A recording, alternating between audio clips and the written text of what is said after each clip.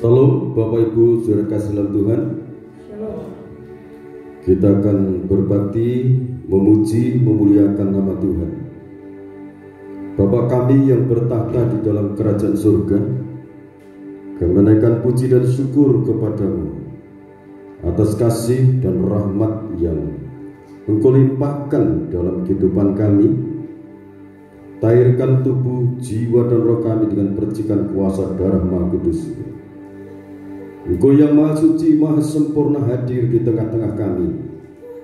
Baik kami yang saat ini berkumpul di tempat ibadah, maupun anak-anak-Mu yang akan mengikuti rangkaian ibadah ini di rumah tangga masing-masing. Setiap pribadi yang menghormati kehadiran Tuhan, Tuhan lawat, Tuhan bela, Tuhan berkati mereka. Para malaikat Engkau utus untuk melayani kami semuanya, melindungi kami dari segala intimidasi kuasa iblis dan konspirasinya. Urapi para imam dengan kuasa-Mu, pakai dengan kekuatan hadirat Tuhan. Di dalam nama Tuhan Yesus Kristus hamba berdoa. Amin. Kita angkat puji-pujian.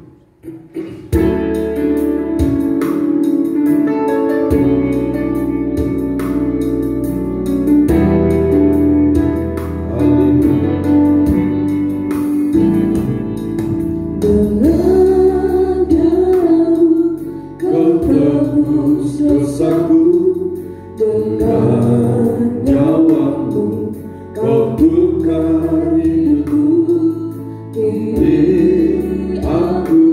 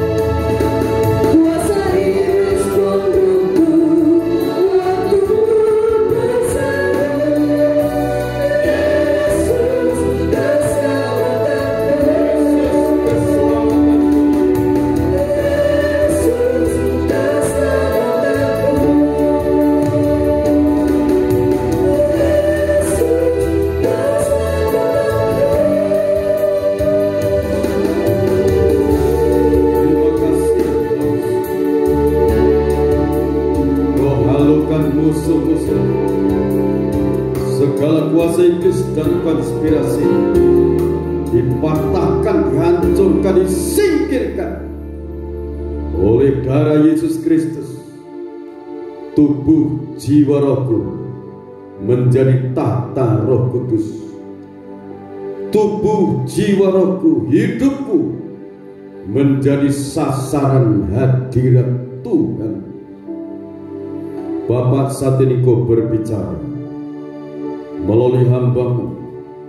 Urapi hamba dengan dua bagian Roh Kudus-Mu. Bukan lidah hikmat, lidah kuasa, lidah urapan kuat dari tahta Allah mengalir memenuhi tubuh, jiwa, dan roh hamba.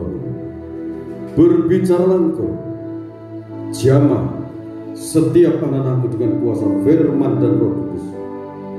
Hadirat-Mu memenuhi tempat ini.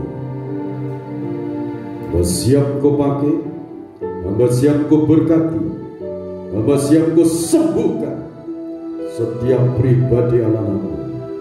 Tuhan Maha Melawan, Tuhan Maha Menolong, Tuhan Maha Melindungi, Tuhan Maha Memelihara. Segala roh-roh kekhawatiran, kecemasan dihancurkan, disingkirkan. Para malaikat-Mu Tuhan berkemah di sekeliling kami. Kami siap mendengarkan firman-Mu. Di dalam nama Tuhan Yesus Kristus hamba berdoa dan ucap syukur. Amin.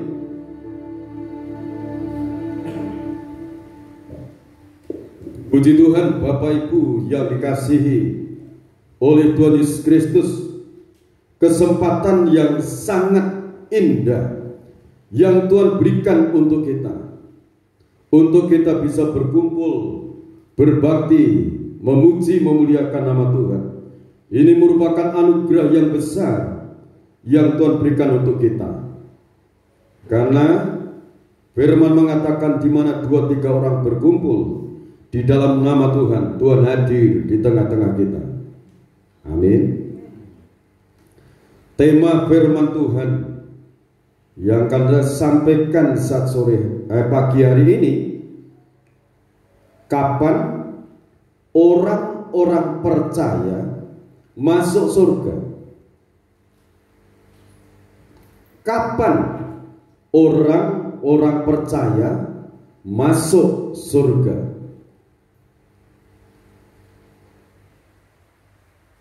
Ini merupakan pertanyaan. Sebab itu,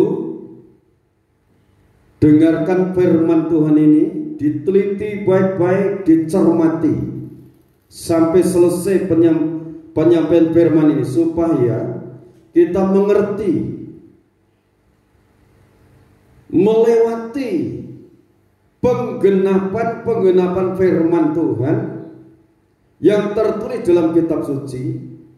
Setelah yang ditulis dalam kitab suci semuanya digenapi, baru orang-orang percaya kepada Tuhan Yesus Kristus masuk di dalam kerajaan surga. Amin. Setelah mati dalam Tuhan, apakah masuk surga? Jawabannya belum. Dalam Lukas pasal 16 ayat 19 dan seterusnya, di sana Tuhan Yesus Kristus memberikan suatu kisah Lazarus dan orang kaya. Orang kaya itu setiap hari bermegah dalam kekayaannya, bersukacita, berpesta. Sementara Lazarus, dia orang miskin, dia merindukan untuk menghilangkan rasa laparnya. Siapa tahu mendapatkan roti yang jatuh dari meja orang kaya itu, tetapi tidak ada. Dan anjing-anjing orang kaya itu datang untuk menjilati boroknya. Tuhan Yesus Kristus memberikan penjelasan, orang miskin itu mati dan jiwa rohnya dibawa oleh para malaikat ke pangkuan Abraham. Tidak lama kemudian orang kaya itu mati, langsung dikubur. Tidak lama kemudian di dalam alam roh sana, di akhir hidup manusia, di alam kelanggengan itu ada dua tempat, surga dan neraka. Tetapi kalau kita amati di situ, orang kaya itu melihat dari jauh bahwa Lazarus dan orang kaya itu sangat berjauhan. Orang kaya itu ada di tempat penderitaan, mengalami siksaan, mengalami rasa panas, sampai orang kaya katakan, "Bapak, perintahkan Lazarus untuk menyelupkan ujung jarinya ke dalam air, lantas diteteskan di lidahku ini, aku yang sangat menderita ini." Abraham memberikan jawab, tidak bisa. Karena kamu selama di dunia hanya berpesta, sudah merasakan kebahagiaan secara jasmani. Sementara Lazarus, sekalipun waktu itu menderita secara jasmani karena mempertahankan imannya, ketulusan hatinya, dia setia sampai Tuhan menjemput jiwa dan rohnya. Sementara orang kaya itu menjawab, tidak Bapak Abraham. Sekarang begini, suruh Lazarus pulang, datang ke keluargaku untuk memberitahu bahwa aku di sini menderita. Jangan sampai keluargaku itu mengikuti jejak hidupku ini, bahasa bebas. Abraham memberikan jawab, di sana ada kitab para nabi, kitabnya Musa. Kalau orang itu tidak mau percaya dengan pemberitaan firman itu, sekalipun ada orang mati yang bangkit memberitahu, orang itu tidak akan diselamatkan. Jadi lewat kitab suci ini, di sini umat manusia diberitahu bahwa umat manusia itu banyak dosa. Bisanya manusia itu lepas dari dosa. Di sini dijelaskan, percaya akan kuasa pengorbanan Yesus Kristus di Bukit Golgota, orang itu akan selamat. Dosa-dosanya diampuni. Jadi orang yang mati itu belum langsung masuk surga, tapi ada di Firdaus. Lukas pasal 23 ayat 42 sampai 43, di sana jelaskan, penyamun yang disalibkan di sebelahnya Tuhan Yesus Kristus mengatakan, Tuhan, yang kau datang sebagai Raja, ingat aku. Yesus menjawab, mulai detik ini engkau bersama aku di Firdaus.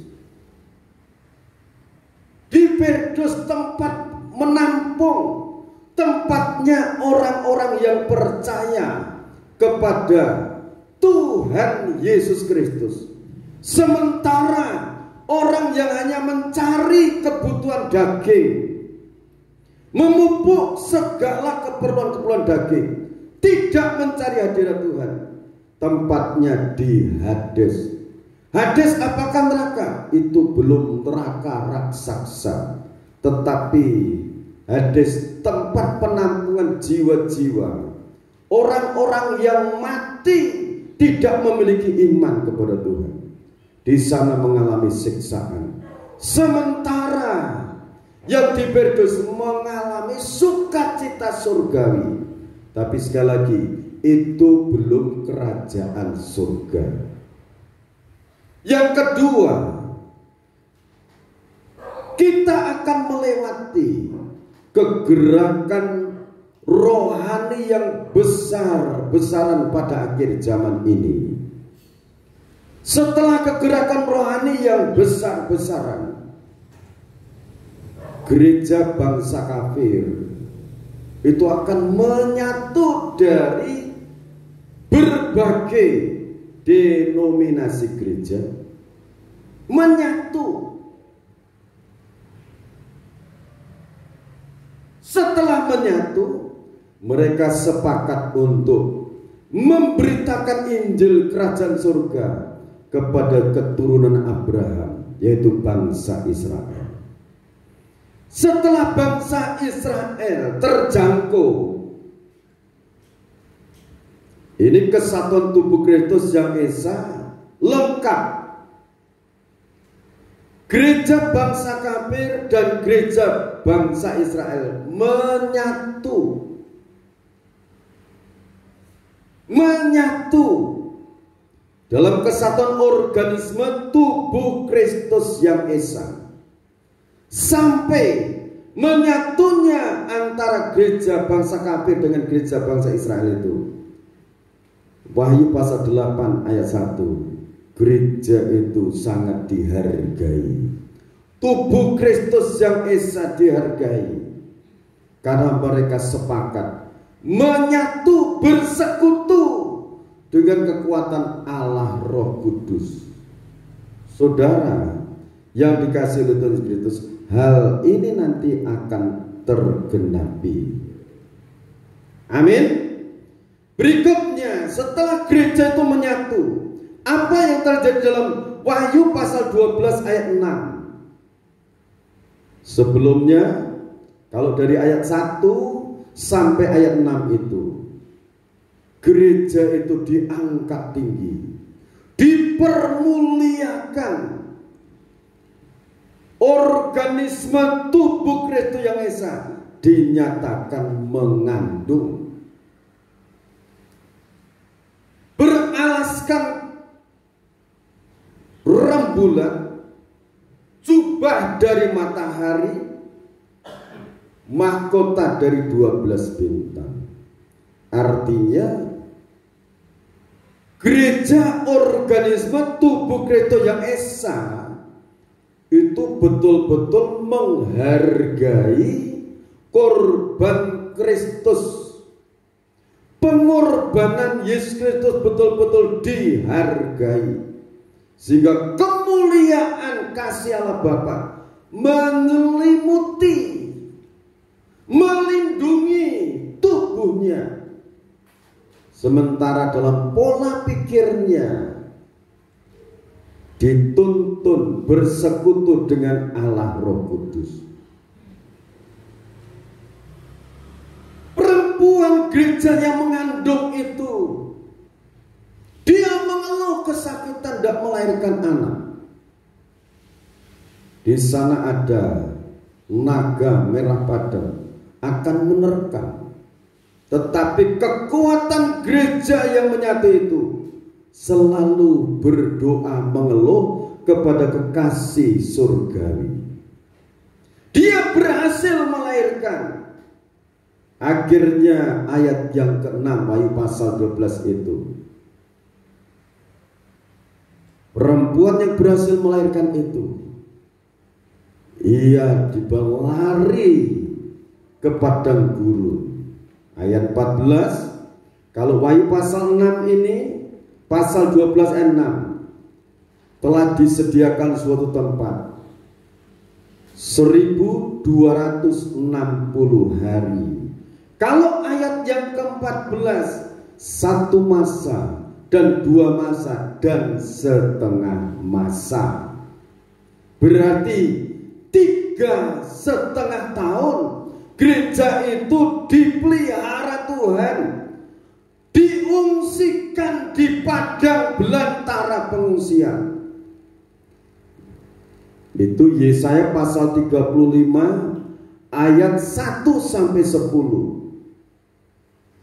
Gereja dipelihara di sana, sementara gereja orang-orang Kristen pada umumnya yang tidak mau masuk kesatuan organisme tubuh Kristus yang esa terjebak masuk zaman antikris. Jadi setelah gereja itu diungsikan, Wahyu 12, barulah antikris muncul atau berkiprah. Ini urutannya, saudara. Sebelum kita ini masuk surga, saudara yakin kelak masuk surga? Amin. Oh, ini tempat yang abadi, yang kekal. Saudara betul-betul membara dalam hati, mencintai Tuhan. Jadi setelah gereja organisme tubuh Kristus yang esa itu diungsikan di padang belantara, barulah antikris muncul. Karena apa? Wahyu pasal 10 itu malaikat yang turun dari surga, kaki kanannya menginjak laut, kaki kirinya menginjak bumi. Laut itu munculnya roh antikris, sementara bumi ini munculnya nabi palsu. Itu diinjak. Kalau di dalam 2 Tesalonika pasal 2 ayat 7 dan 8, kalau yang menahan itu sudah diungsikan, disingkirkan, barulah si pendurhaka muncul. Hal ini akan digenapi. Sementara orang-orang yang diungsikan tadi tubuh Kristus yang esa, di sana penuh sukacita, di sana jauh dari intensi ular naga tadi. Penuh sukacita di sana bersama dengan kemuliaan hadirat Tuhan. Sementara orang Kristen yang tertinggal, kalau mau beli makanan harus memakai tanda angka 666. Itu tanda yang diberikan antikris. Antikris itu manusia, nabi palsu itu manusia, tapi berwatak seperti binatang. Lanjut ya, lanjut. Nah, setelah genap 3,5 tahun, Tuhan datang di angkasa, ya. Tuhan datang di angkasa. Ini ayatnya nanti saudara baca, masing-masing baca. Tuhan datang di angkasa. 1 Tesalonika pasal 4 ayat 14 dan 17. Yang mati dalam Tuhan dibangkitkan, yang masih hidup diubah. Di saat sangkakala Allah berbunyi, nabiri yang terakhir berbunyi. Nabiri yang terakhir itu nabiri yang ke-7. Itu orang yang mati di dalam Tuhan dibangkitkan, yang masih hidup diubah pakai tubuh kemuliaan, menyambut kedatangan Tuhan Kristus di angkasa. Jadi ini pengangkatan, atau bahasa lainnya rapture. Saya yakin ada rapture, tapi urutannya di sini, saudara. Amin. Tuhan datang di mana? Di angkasa. Yang diubah tadi di mana? Yang di padang gurun. Di padang gurun itu di sana tubuh Kristus didandani, mempelai wanita didandani, dipercantik di sana. Haleluya. Ya, setelah itu saudara masuk di sana. Jadi masing-masing yang mati tadi, mati dari zaman Adam, orang yang percaya dari zaman Nuh, zaman Taurat, sampai pada saat Tuhan Yesus Kristus datang, seperti yang dikisahkan penyamun yang di sebelah kanannya tadi itu dibangkitkan.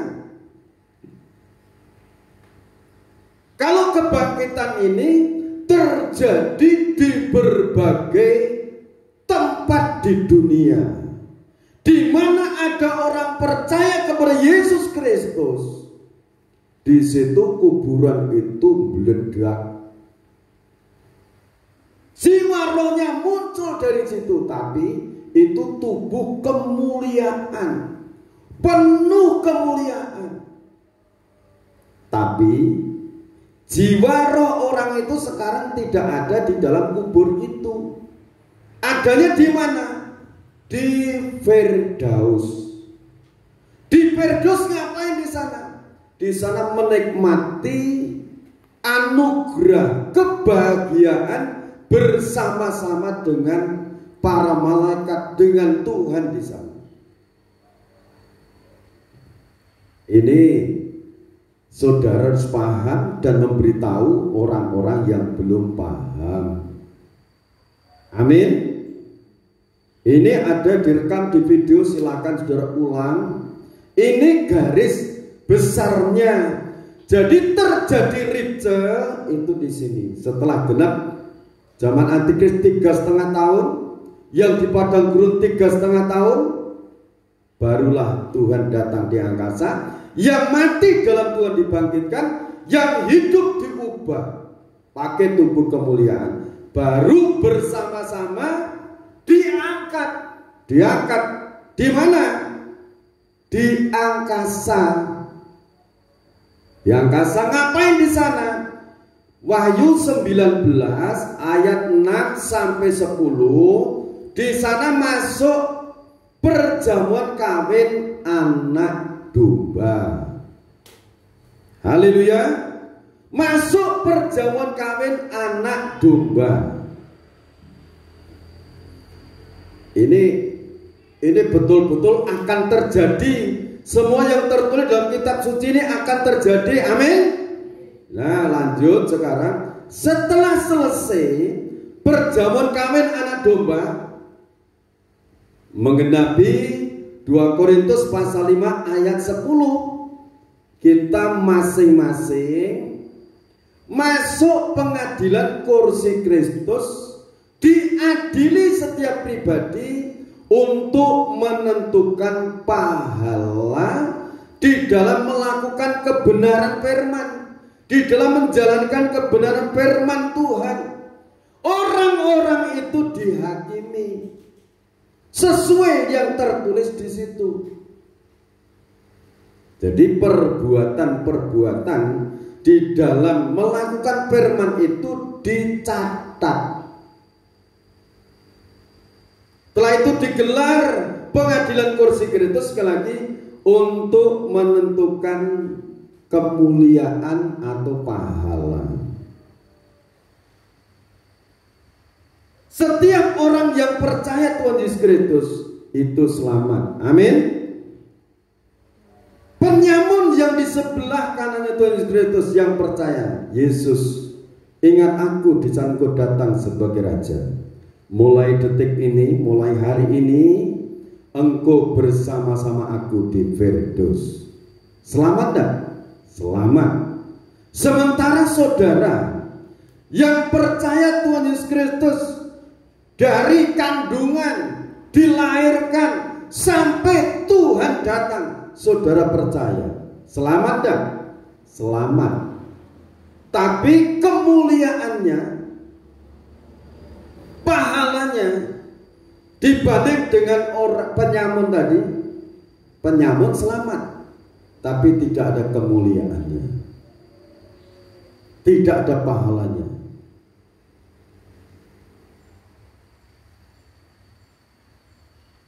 Contohnya lagi,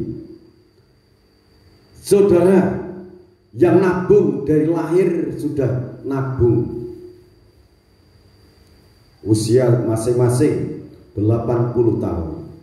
Sementara yang satunya hari terakhir nabung,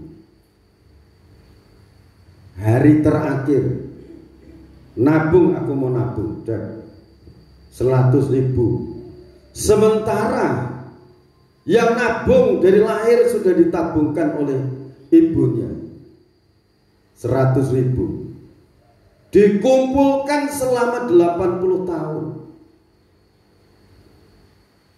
Banyak mana saudara? Banyak yang nabung dari kecil tadi.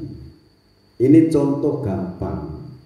Jadi apa yang saudara lakukan menjalani firman, baik atau jahat, itu berbicara ketulusan hati. Saudara melakukan menjalankan firman, menyerahkan 1/10 milik Tuhan, buah sulung. Kalau sedikit saudara cepat menyerahkan 1/10, tapi kalau banyak pikir-pikir, itu nilainya jahat di mata Tuhan. Menyerahkan persembahan ucapan syukur. Kalau ucapan syukur itu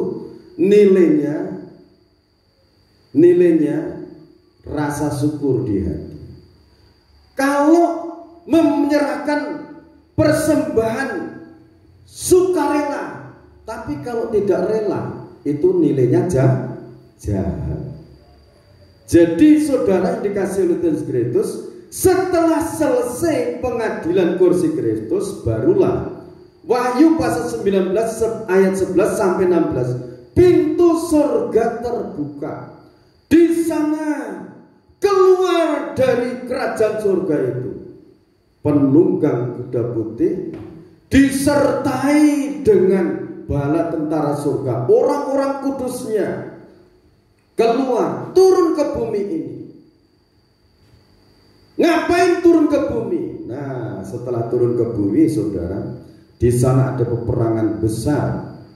Kalau saudara lihat Wahyu pasal 19 ayat 17 sampai ayat 21.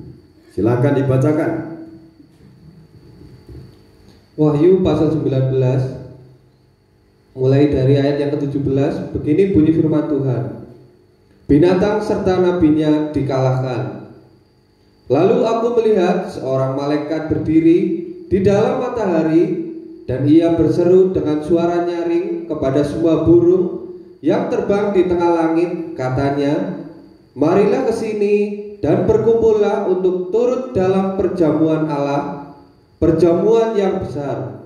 Ya, terus Supaya kamu makan daging semua raja, dan daging semua panglima, dan daging semua pahlawan, dan daging semua kuda, dan daging semua penunggangnya, dan daging semua orang, baik yang merdeka maupun hamba, baik yang kecil maupun yang besar.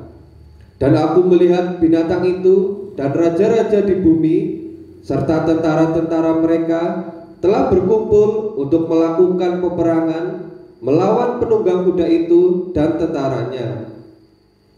Maka tertangkaplah binatang itu, dan bersama-sama dengan dia nabi palsu yang telah mengadakan tanda-tanda di depan matanya, dan dengan demikian ia menyesatkan mereka yang telah menerima tanda dari binatang itu dan yang telah menyembah patungnya.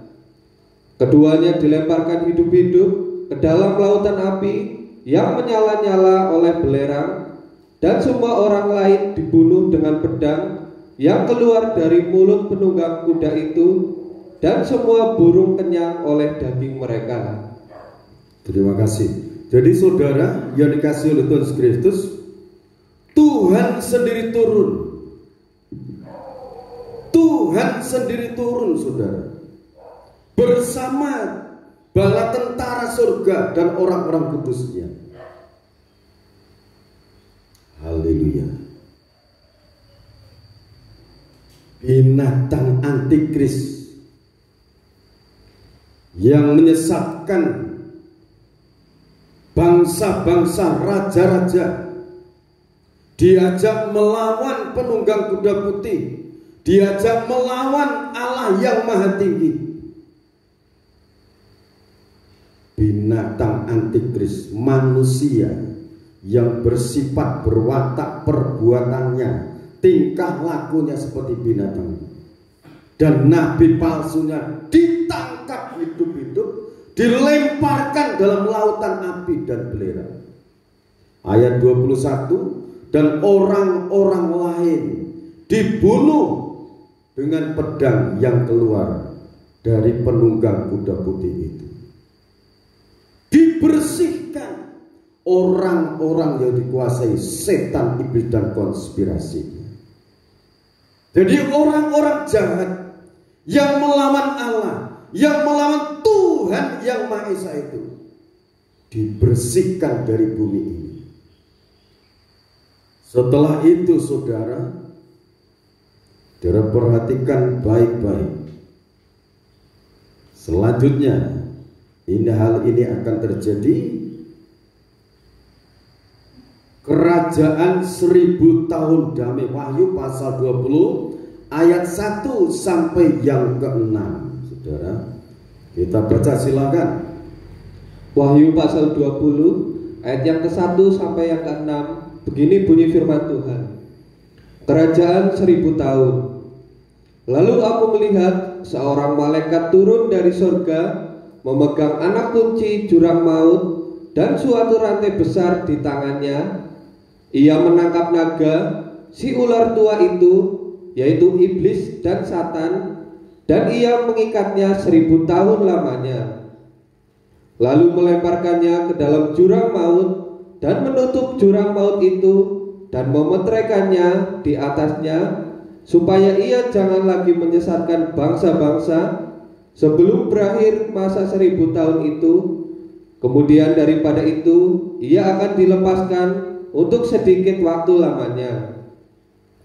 Lalu aku melihat tahta-tahta dan orang-orang yang duduk di atasnya. Kepada mereka diserahkan kuasa untuk menghakimi. Aku juga melihat jiwa-jiwa mereka yang telah dipenggal kepalanya karena kesaksian tentang Yesus dan karena firman Allah, yang tidak menyembah binatang itu dan patungnya, dan yang tidak juga menerima tandanya pada dahi dan tangan mereka. Dan mereka hidup kembali dan memerintah sebagai raja bersama-sama dengan Kristus untuk masa 1000 tahun. Tetapi orang-orang mati yang lain tidak bangkit sebelum berakhir masa yang 1000 tahun itu. Inilah kebangkitan pertama. Terima kasih. Berbahagialah dan kuduslah ia yang mendapat bagian dalam kebangkitan pertama itu. Kematian yang kedua tidak berkuasa lagi atas mereka, tetapi mereka akan menjadi imam-imam Allah dan Kristus, dan mereka akan memerintah sebagai raja bersama-sama dengan Dia 1000 tahun lamanya. Puji Tuhan. Saudara, ini harus dialami oleh setiap orang yang percaya kepada janji-janji firman Tuhan, bahwa kita nanti akan masuk hidup lagi di bumi ini selama 1000 tahun damai. Mengapa dikatakan damai 1000 tahun? Karena si penyesat, yaitu naga, si ular tua, iblis dan setan, dirantai, dimasukkan ke dalam jurang maut yang terdalam. Di sana ditutup, disegel selama 1000 tahun. Bumi ini betul-betul damai. Amin. Damai penuh sukacita. Yang ada di situ nanti adalah orang-orang yang hidup selama hidupnya ini menghargai korban Kristus untuk selalu mentahirkan hidupnya. Korban Kristus itu dimanfaatkan dalam hidupnya untuk mentahirkan benak, hati, jiwa, dan rohnya. Kuasa korban Kristus itu dimanfaatkan, dipakai dalam hidupnya menjadi suatu senjata yang tak terkalahkan oleh makhluk apapun untuk menghardik setan, untuk menghardik segala kuasa maut dan konspirasinya. Jadi kalau saudara menghadapi situasi yang genting, katakan, darah Yesus hancurkan iblis dan konspirasinya. Saudara, ini harus dilewati. Ini janji firman Tuhan. Jadi setelah antikris dan nabi palsu dan antek-anteknya itu ditangkap, dibunuh, kalau antikris dan nabi palsu langsung dilemparkan dalam lautan api dan belerang. Sementara antek-anteknya dibunuh dengan pedang yang keluar dari mulut Allah sendiri. Setelah itu baru bumi ini betul-betul dibersihkan dan orang-orang kudusnya masuk hidup lagi di bumi ini selama 1000 tahun damai. Setelah selesai kerajaan 1000 tahun damai, Wahyu pasal 20 ayat 7 sampai 10. Di sana kita akan baca supaya jelas. Iblis dihukum. Wahyu pasal 20 mulai dari ayat yang ke-7. Begini bunyi firman Tuhan. Iblis dihukum, dan setelah masa 1000 tahun itu berakhir, iblis akan dilepaskan dari penjaranya, dan ia akan pergi menyesatkan bangsa-bangsa pada keempat penjuru bumi, yaitu Gog dan Magog, dan mengumpulkan mereka untuk berperang, dan jumlah mereka sama dengan banyaknya pasir di laut. Maka naiklah mereka ke seluruh dataran bumi, lalu mengepung perkemahan tentara orang-orang kudus dan kota yang dikasihi itu. Tetapi dari langit turunlah api menghapuskan mereka, dan iblis yang menyesatkan mereka dilemparkan ke dalam lautan api dan belerang, yaitu tempat binatang dan nabi palsu itu, dan mereka disiksa siang malam sampai selama-lamanya. Disiksa siang malam sampai selama-lamanya. Jadi Wahyu pasal 20 ayat 1 sampai 6 itu menjelaskan mengenai kerajaan 1000 tahun damai masih di bumi ini. Matahari masih ada, bulan masih ada, bintang-bintang masih ada. Sekalipun waktu itu nanti akan banyak yang gugur bintang-bintang itu, tapi masih banyak yang ada di atas. Setelah selesai kerajaan 1000 tahun damai, Wahyu pasal 20 ayat 7 sampai 10, ternyata setan, iblis itu ditangkap, langsung dilemparkan di lautan api dan belerang, tempat binatang dan nabi palsu. Ini harapan untuk kedepannya ke sana, saudara.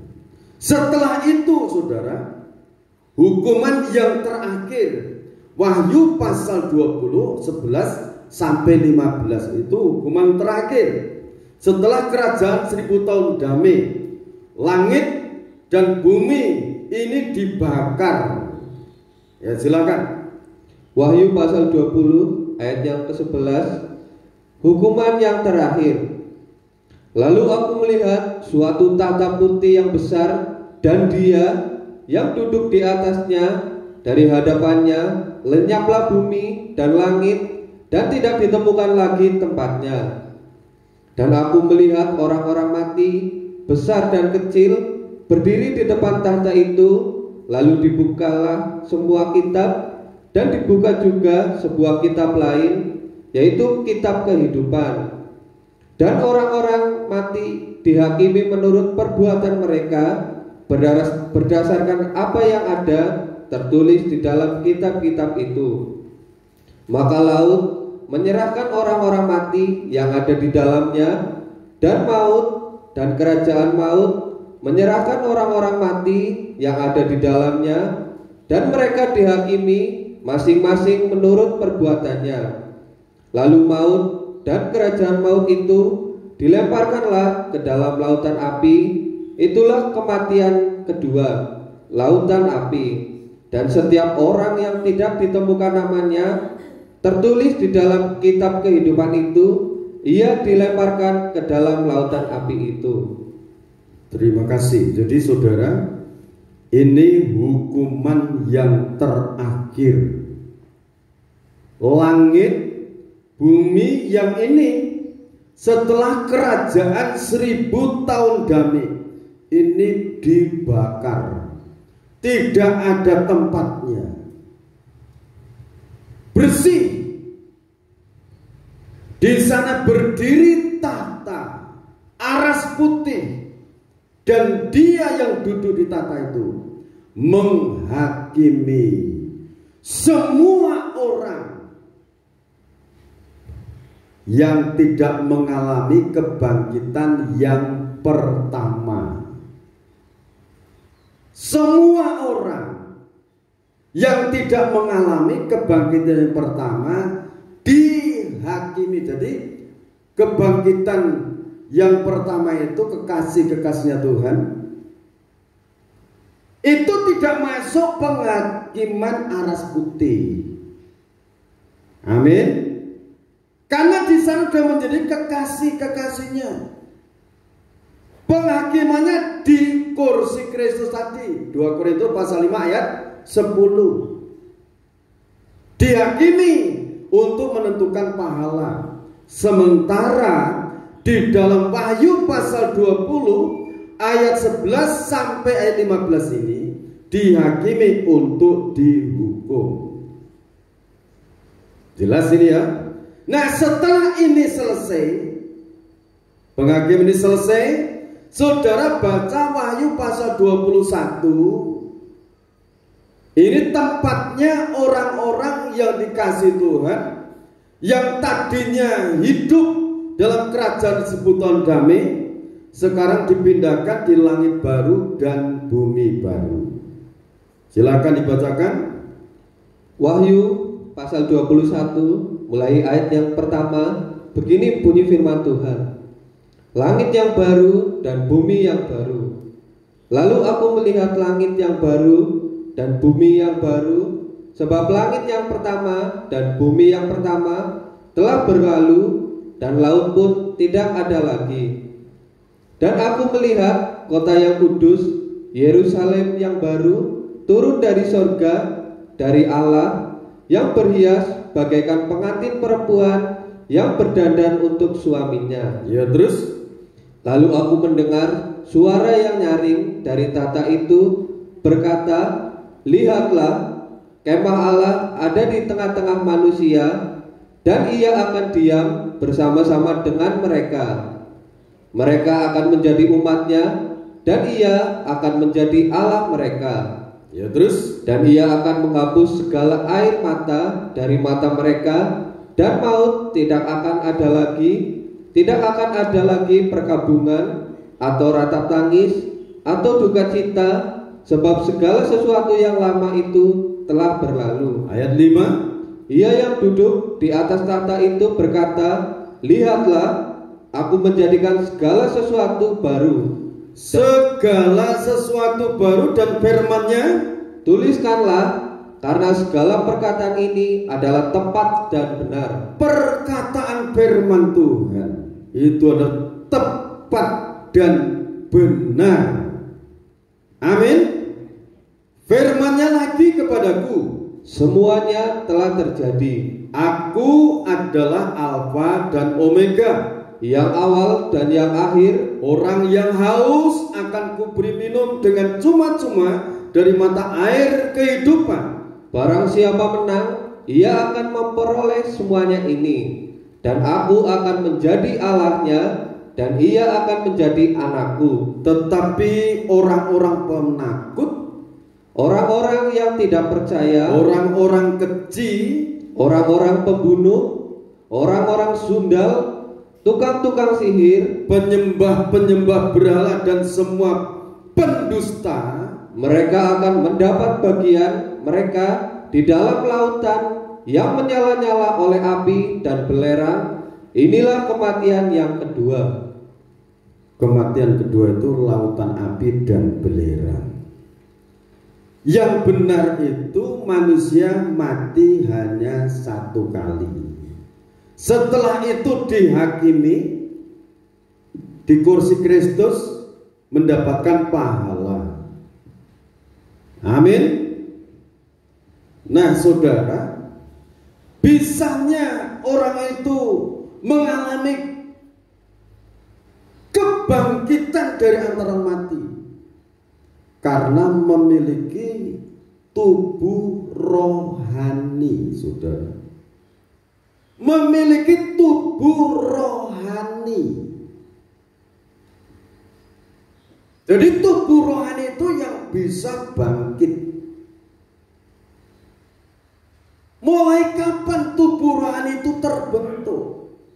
Sejak orang itu percaya kepada Tuhan Yesus Kristus, jiwa dan rohnya hidup kembali. Itu Efesus pasal 2 dari ayat 1 sampai ayat 10. Hidup kembali, tubuh rohaninya terbentuk, bertahap, bisa melangkah, bisa berjalan, bisa berkomunikasi, bisa menyembah Tuhan yang Maha Kuasa karena hidup. Kalau tidak hidup, tidak bisa menyembah.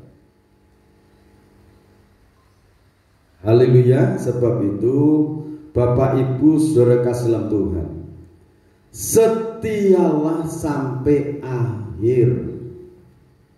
Tuhan menjemput jiwa roh kita, tapi kalau Tuhan kehendaki hidup sampai Tuhan datang, tidak usah khawatir nanti zaman antikris seperti ini. Zaman antikris itu akan muncul setelah gereja yang bersatu, organisme tubuh Kristus yang esa itu diungsikan di padang gurun, barulah si pendorhaka atau antikris baru muncul, berkiprah, memberi tanda angka 666. Haleluya. Tuhan memberkati supaya penyebutan kita, kalau ada orang yang dipanggil langsung masuk surga itu tidak. Jadi orang itu jiwa rohnya ada di Firdus.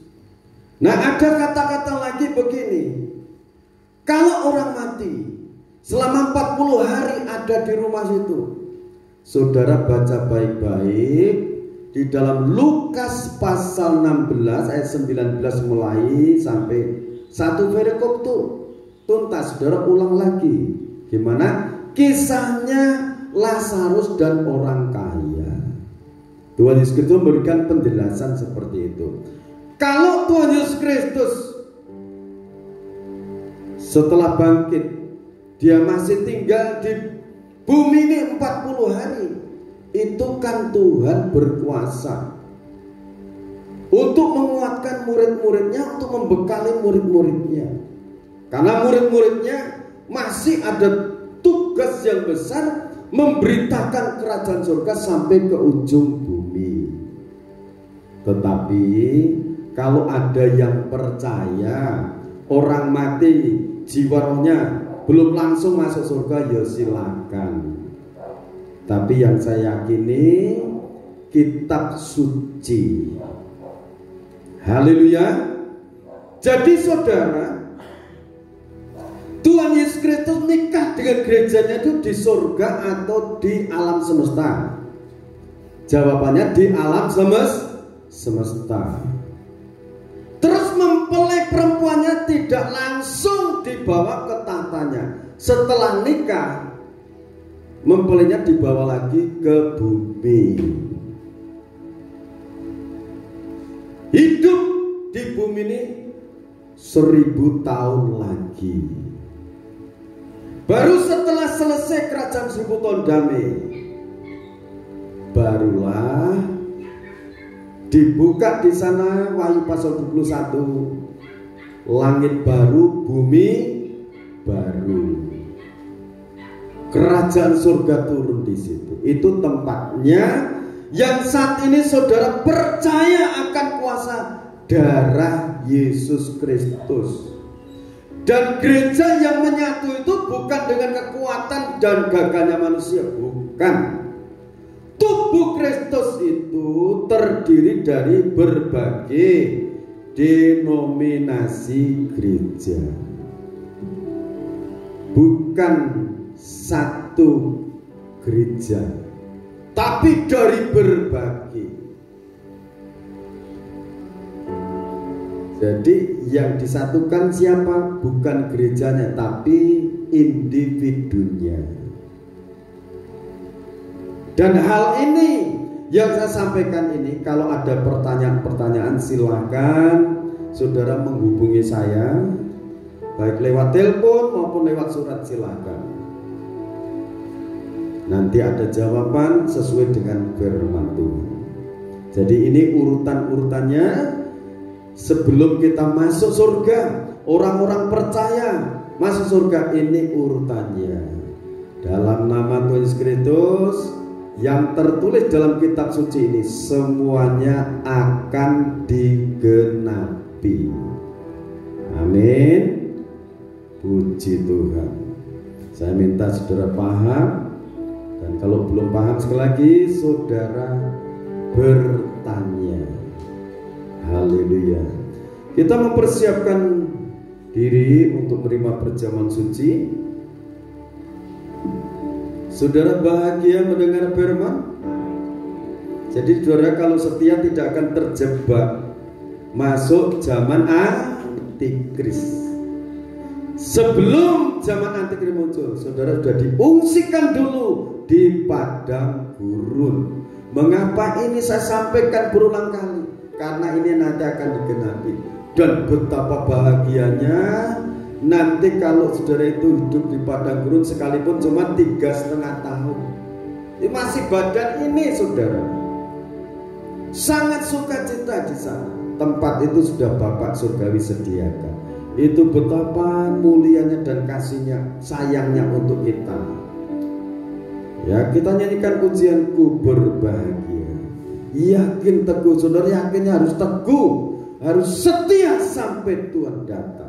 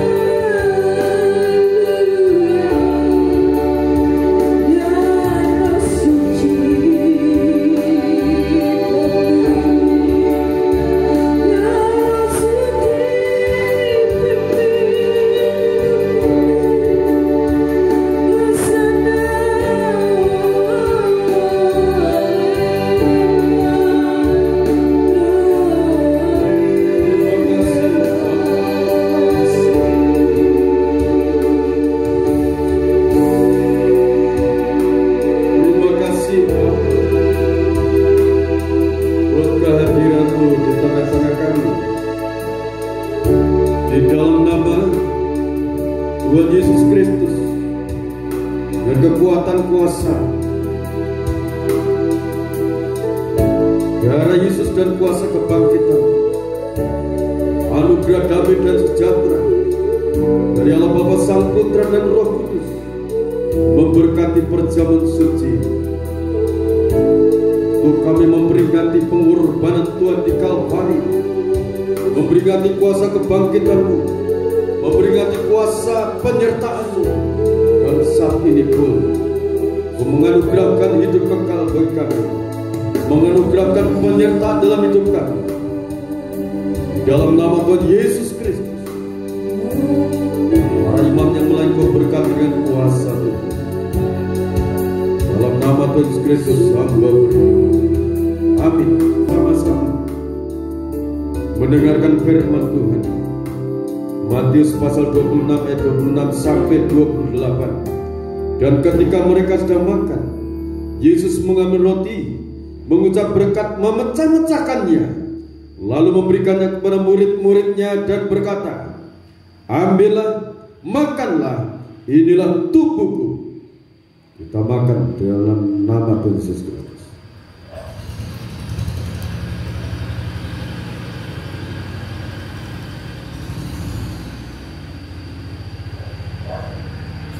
Kita angkat cawan minum yang berisi tetes-tetes darah Tuhan.